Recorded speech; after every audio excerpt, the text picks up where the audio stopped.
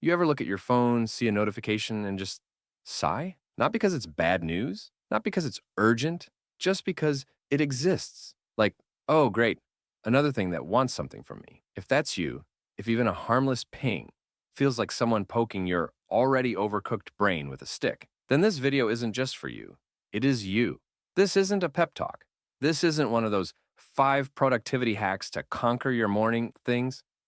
No, this is something deeper. This is about rest, real rest.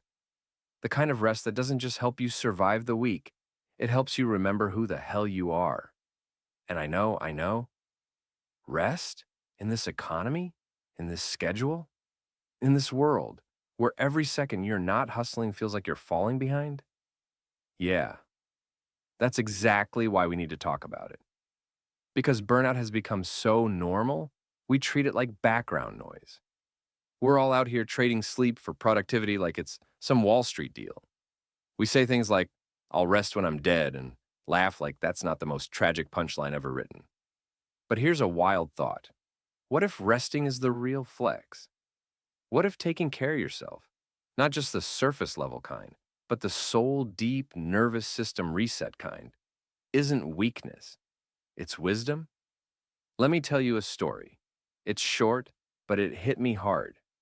There was this village where people would carry heavy loads from the mountains down to the valley. The journey was brutal, steep, winding, dangerous. Every day they'd make the trip, heavy baskets on their backs, sore feet on sharp stones. But once in a while, you'd see them just sitting in the middle of the path, not eating, not stretching, just sitting there. When someone asked them what they were doing, they said, "We are waiting for our souls to catch up." You feel that? Because I do. We've been moving so fast, pushing so hard, reacting to everything notifications, responsibilities, even our own inner critic that our soul is somewhere 3 blocks behind us, puffing and panning like, yo, wait up. Now, look, I'm not saying drop everything and run off into the woods and live off grid with nothing but a journal and a squirrel named Greg. I mean, you could, but maybe don't start there. What I am saying is this: rest isn't optional anymore. It's not a cute weekend idea, it's a survival strategy. And not just for your body, but for your clarity, your peace, your relationships, your ability to even like yourself. Think about this. When's the last time you had a full night's sleep and woke up without feeling guilty about it? When's the last time you said no to something that would have drained you and didn't apologize for it? When's the last time you did nothing? Not as a buffer between tasks, not as a reward for hustling hard, but just because you deserve to exist without proving it. Yeah, it's been a while, huh? That's not your fault. We live in a culture that glorifies being tired. We treat overworking like a sport. Hustle harder, sleep less, rise and grind. Drink your coffee black and your emotions repressed. But what if you stopped playing that game? What if you threw down your superhero cape, kicked off your productivity boots, and just rested? Look, I'm not gonna lie. At first, it's gonna feel weird, maybe even wrong. You'll sit there trying to relax, and your brain will start narrating, you should be doing something. This is lazy, you're falling behind. But that voice, that's not your soul talking. That's your burnout talking. That's the voice of a world that forgot what being human actually means. Being human isn't about being efficient. It's not about checking boxes until you collapse. Being human is messy. It's naps and laughter and long walks and crying at random songs and staring at the ceiling while your brain goes, what even is my life? And guess what? That's okay. That's beautiful. That's you. Let's talk about real rest. Not just sleep.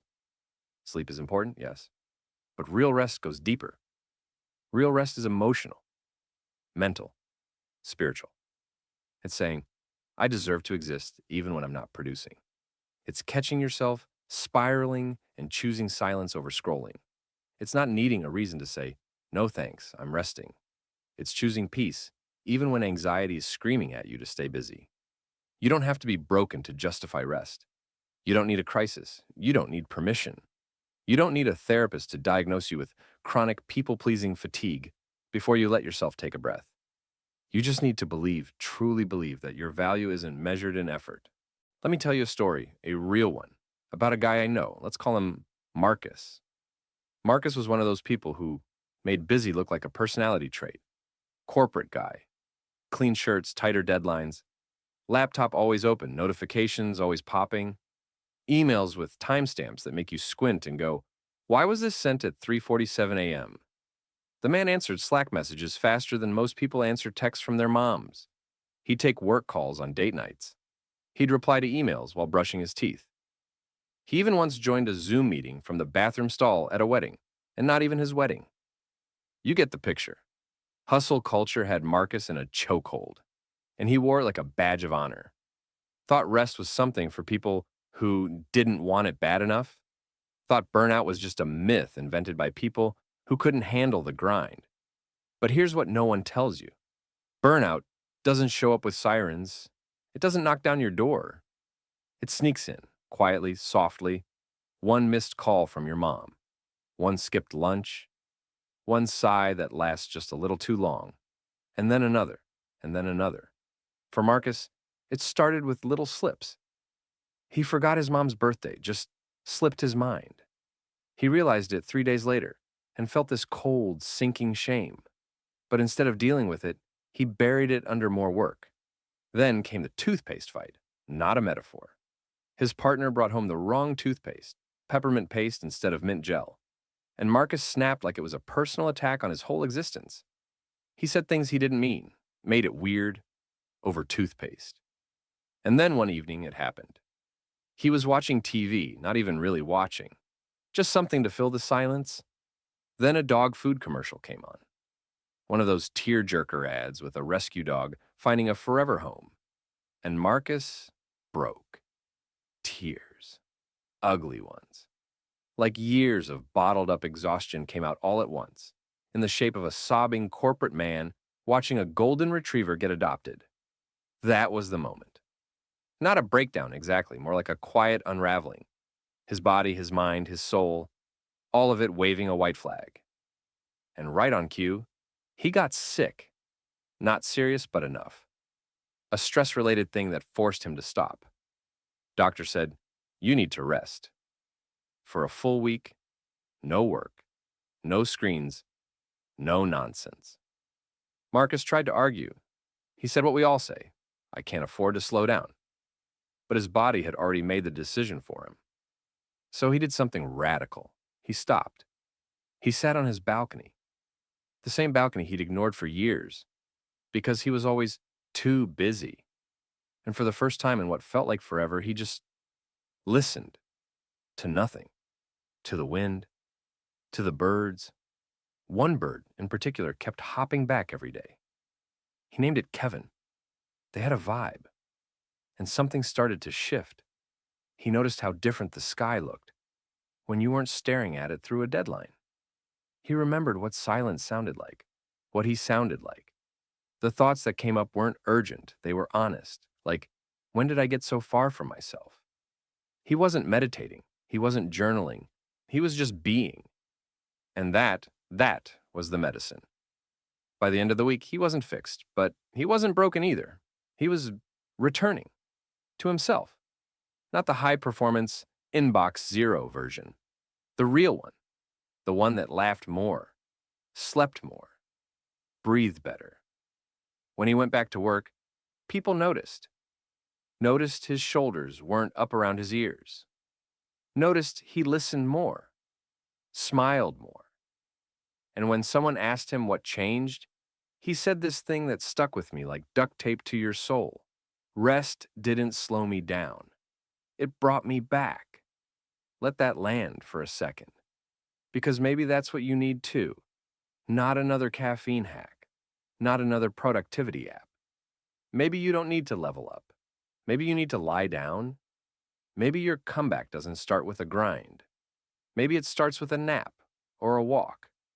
Or just closing your laptop and remembering that you exist outside of your output. You don't have to crash to earn rest. You don't have to cry over a dog food commercial to justify stepping back. You're allowed to rest now, before your body makes you, before your soul sends you a "we miss you" text. You're allowed to breathe, to stop, to sit quietly, and let Kevin the Bird remind you that the world keeps spinning even when you're not spinning with it. And if someone calls you lazy, smile, because resting in a burnout world isn't lazy, it's revolutionary. It's how you remember who you are before you became a machine. So maybe today's the day you stop proving, stop pushing, stop pretending you're invincible, and start listening to the parts of you whispering, I need rest, not later, not when you've earned it. Now, because rest won't slow you down, it'll bring you back.